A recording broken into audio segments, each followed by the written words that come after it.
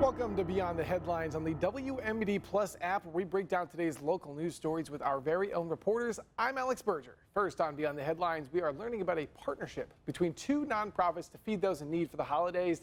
Then we're getting a recap of day 2 of the Sean Grayson trial that's happening right here in Peoria. And then lastly, we announced the winner for our very first high school mascot bracket challenge.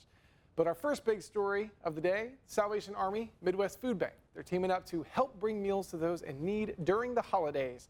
WMBD's Austin Feeman joins us now. He went over to the food bank to see what the Christmas Fund was all about. So Austin, what is the Christmas Fund? Yeah, so basically the Midwest Food Bank, Salvation Army, and also PNC Bank, along with some other local organizations, are all coming together to kind of raise money for this fund, this Christmas fund.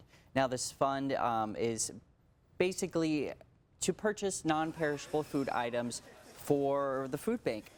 There's a lot of different other businesses and whatnot, like Hy-Vee, Ameren Electric, OSF, and SEFCU, that are contributing to this fund, helping out, making sure that the Midwest Food Bank can get as much food as they can.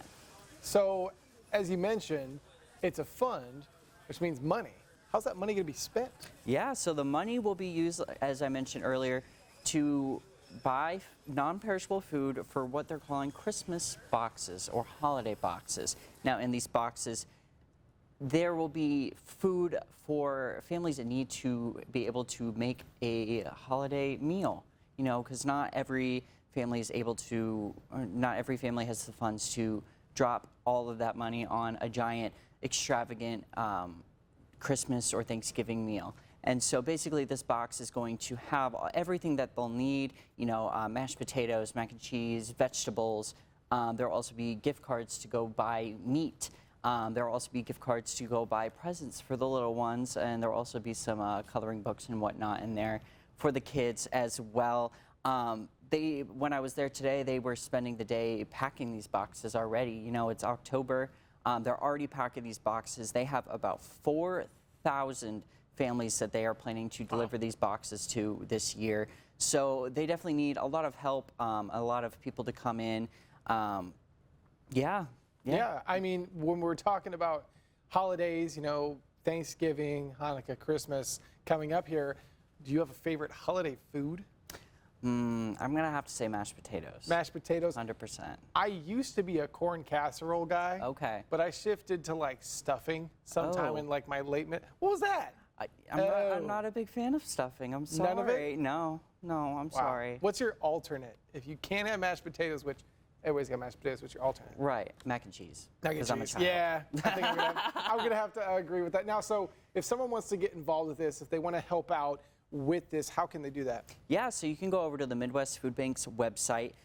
They obviously are going to need a lot of people to help pack these boxes and also deliver them throughout the months of November and December. You can also make a donation to the fund on their website. That always helps. That, again, that fund is going towards buying all of this food to put in these boxes. Unfortunately, any food donations that they receive in this time will not be used towards this Christmas box fund, but they are still accepting these food donations. So if you have it, go ahead, bring it to the Midwest Food Bank, and they will keep it for another time and for another family in need. And that can still go towards their pantries. Of that course. can still go towards that. Yes. Right now they're just focusing on the fun. Yes. Awesome, Austin. Well, thank you. Well, you know what? I'll keep you here for a second. Check this out. One of the first decks of cards ever used by Harry Houdini sold for over $43,000 Sunday night. The nearly complete deck is said to have been used by Houdini around 1890. Nearly complete? Before Houdini was famous for his stunts, he was first known as, quote, the King of Cards. The deck of cards passed to his wife, Bess, after his death in 1926. Look how dirty them cards are. I wonder what cards are missing. Yeah. What is it with decks of cards and just missing? They're always missing at least one or two And it's cards. always when you want to play cards. Yeah. Yeah, you know, the family, you guys are like Sunday night or something. Right. You're like, we got nothing else to do. All our TV shows are watched. So what are we going to do? We're going to play cards. Exactly. You get out the deck of cards, and it's like 50. You're like, where'd the other two go? Right. And that's when you just go to the store and get a new deck of cards. Are you eating off of them? Like, What are you doing with these cards? I think there's a card shark in the family. There's stashed in the cards somewhere. Yeah. Somewhere safe that no one knows about. They'll Some come someday. secret vault, Al Capone's vault. All right, when we come back Exactly. on Beyond the Headlines, I am jumping in the hot seat to discuss what happened on day 2 of the Sean Grayson trial. We'll be right back.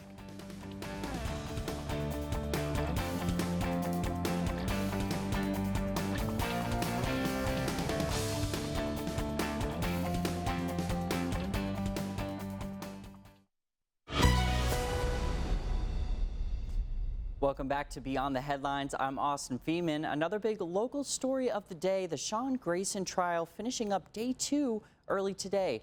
WMBD's Alex Berger is in the hot seat now. He will be covering this trial every single day and joins us with a recap of day 2. Alex, tell us what happened in the courtroom today. Yeah, so today was very different than yesterday. Today was no jury. It was a motion hearing. So there were many motions that were heard. Basically, today was just to button up certain things before the actual trial, before the openings get underway, which is tomorrow. It took only 51 minutes. What you're seeing right now, this was yesterday. So this is the rally that was held yesterday during the first day of the trial. But day 2 today was just the motions from the defense and from the state to say what is allowed to be said in front of the jury, what's allowed to be shown in front of the jury, going over certain discovery, stuff like that. So that is what the motion hearing was today. Yeah, so tell us about some of the most important details that came out of today. Yeah, absolutely. So kind of recapping, before there were 12 jurors picked in one day. They needed a jury of 12. That got all picked in one day, which is kind of surprising. It was very quick. There were 36 people interviewed for this or questioned to be a juror, but it was very quick. 12 people, and most of them are white. There was one black man on the trial, which some people were upset about. And there was a rally held outside. They marched around the courtroom or courthouse twice. Other than that, they held signs, justice for Sonia Massey. And there was a lot of advocates outside for Sonia Massey. And inside the courtroom, it took a really long time. It was like a 7-hour day, 7 or 8 hours. And it was a very intense questioning with, I believe, 3 different rounds of finding their jurors, and they got 12. So we begin with openings tomorrow. I'll be out there live. I'll be out there early morning, and I'll be live at noon and 4 and 5 and 6 for this. So that is kind of the details for now. Yeah, and so this rally, tell me a little bit more about it. What went on? Who was there? How many people? Give me the breakdown. Yeah, so we saw about 70 to 80 people outside of the courthouse Monday morning to afternoon. The rally was originally scheduled to go on until 5. It got done a little early. It got done at 3. We did live shots at 5 and 6. There wasn't really many people out there besides news stations.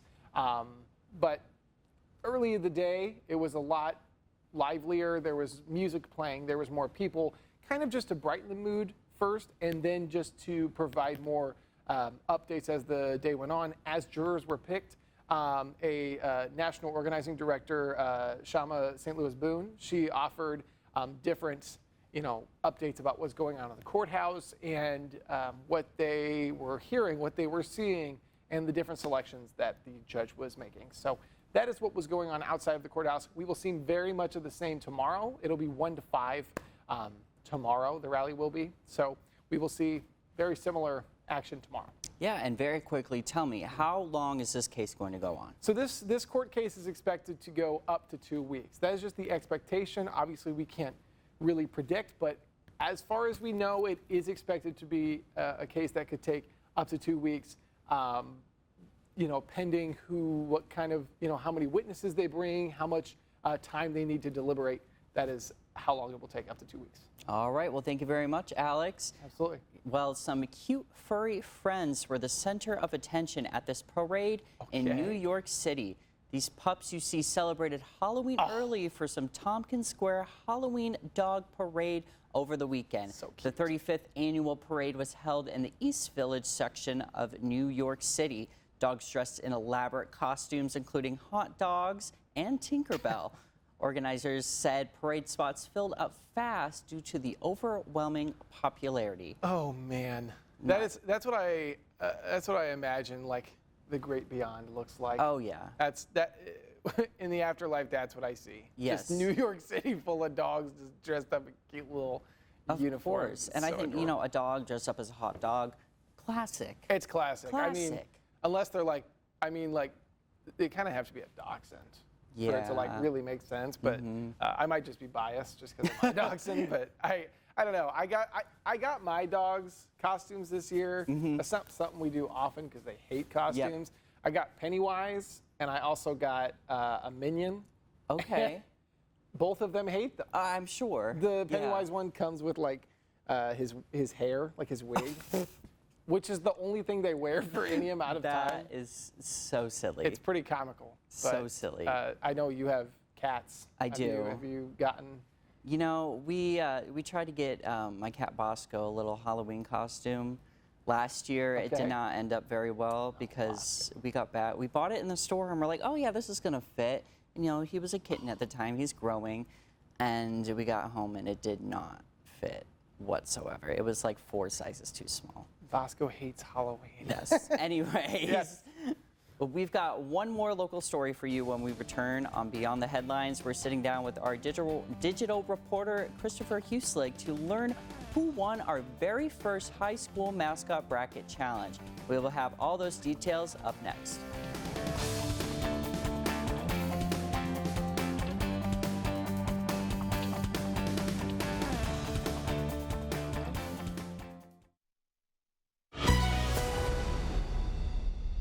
Welcome back to Beyond the Headlines. Another big local story of the day. After a heated competition, we finally have a winner of our very first high school mascot bracket challenge. WMED's web reporter Christopher Huslig, who I found out hates Napoleon Dynamite, created this competition, and he joins us now. So, Christopher, who is the mascot champion? Well, yeah. So as you know, as you shot, you were there. You were helping me out. I was there.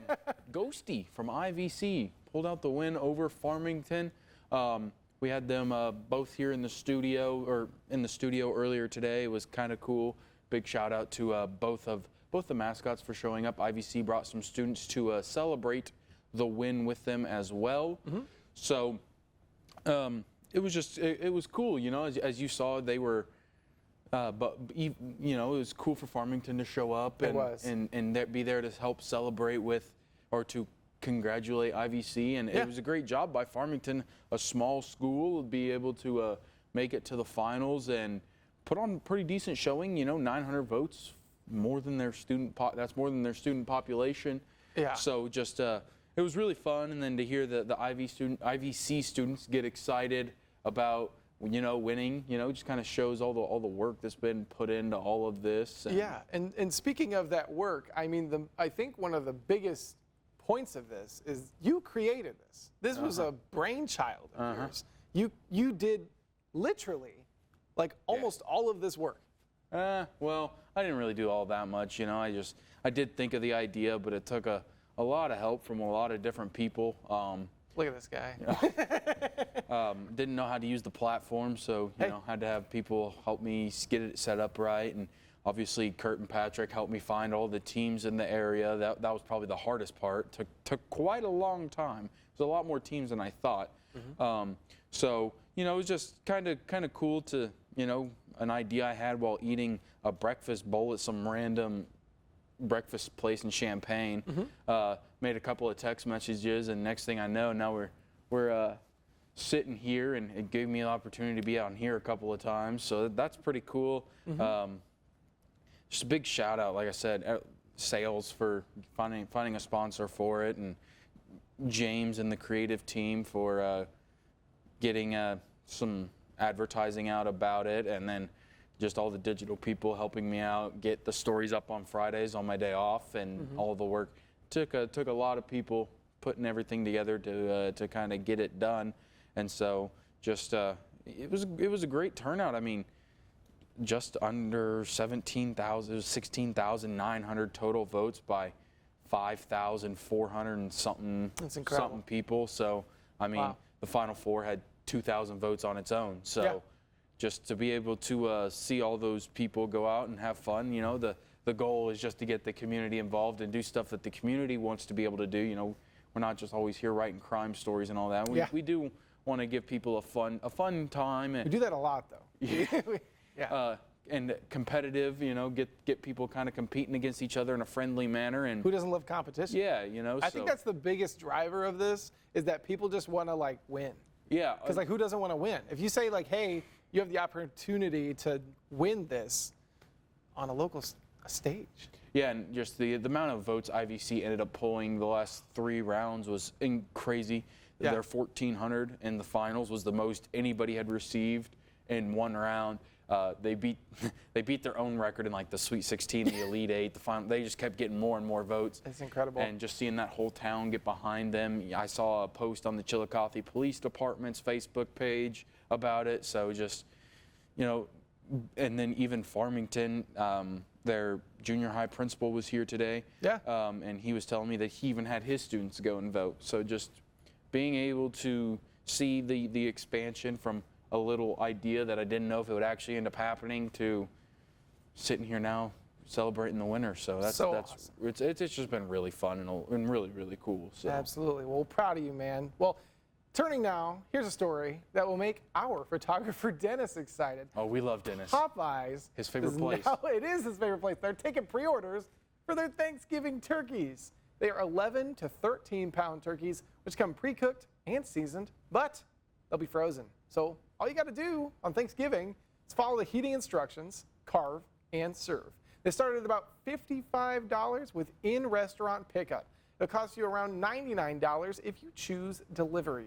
You can also order sides like mac and cheese or mashed potatoes and biscuits. Hey, sounds tasty, but I will say some Popeyes mac and cheese sounds pretty good. Like, there's one thing in this world that's really hard to mess up, and it's mac and cheese. Now, it can be done. yeah, I was going to say. I have done it before. I tried to get a little too fancy one time. He did. I've heard this story. Yeah, that wasn't fun. But, hey, mac and cheese, mashed potatoes. Does Sarah still eat that mac and cheese? She did. Somehow. I don't know how, but It still was eaten. It was edible somehow. That's, yeah. In short, he basically tried to go all fancy. And what'd you put on top of the mac and cheese? I tried to make a roux. It didn't work. That's it. I don't even know what that means, but it's something. It's a fancy sauce with flour. That's it. But, I mean, I used to be a big Popeyes fan. And so, if you're, I am not. Do not. Do not. I don't know, more things opened. And I was like, yeah, this is cooler. Not terrible. So- I'd be interested to see how their turkey tastes. Dennis, our photographer, I'm told, I should mention him because he goes to Popeyes like every Tuesday. Yeah. And he goes, I got to get the Popeyes special. I didn't Today's even know that was Tuesday. a thing. Yeah, he gets the 2-piece special.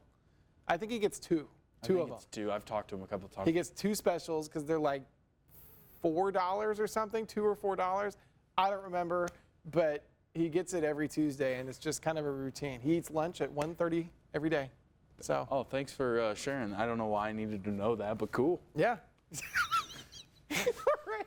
Well, thank you for joining us for today's Beyond the Headlines, and thank you, Dennis, for allowing us to mention you. You can find all these stories and more over on our website, ciproud.com. Thank you, Christopher. Don't act like he knew. For the breaking news and weather updates 24/7, log on to ciproud.com and download the free CI Proud to Go mobile app.